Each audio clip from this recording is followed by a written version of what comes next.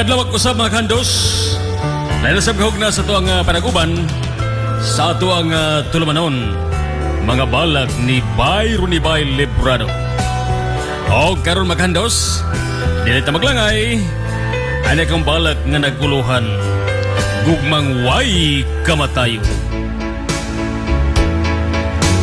Gugmang way kamatayon.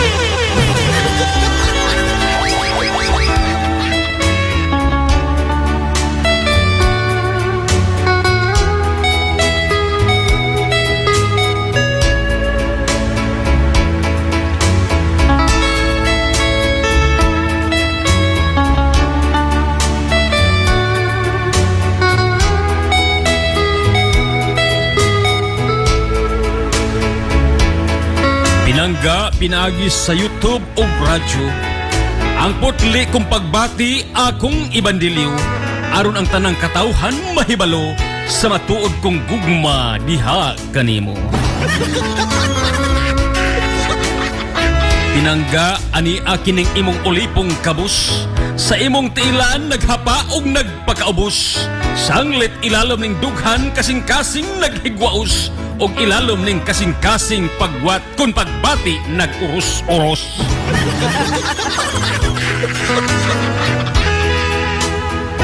Tungod kay nahisama ka kang prinsesa Jinsan sa mga bulawan gidayan-dayanan og sa mga ulipon giludhan o giampuan tungod kay ang talagsaon mong katahom imumang nahuptan.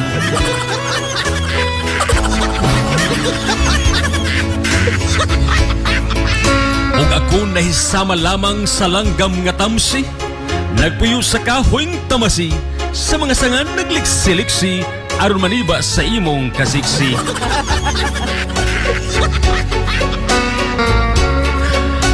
Apan kining gugma ko kanimo nahisama lamang sa bagakay, nga gitanom daplin sa baybay, nga bisan daghang mga tuig ang manglabay, kinipabiling magbarug nga way pagkamatay.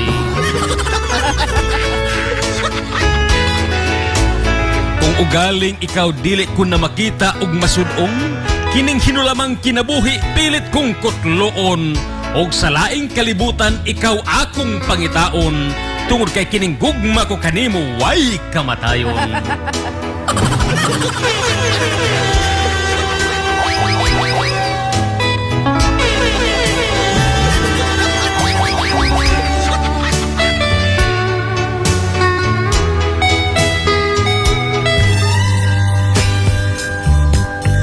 Kabaghandos, mao kadto ang akong balak nga naguluhan, gugmang way kamatayon.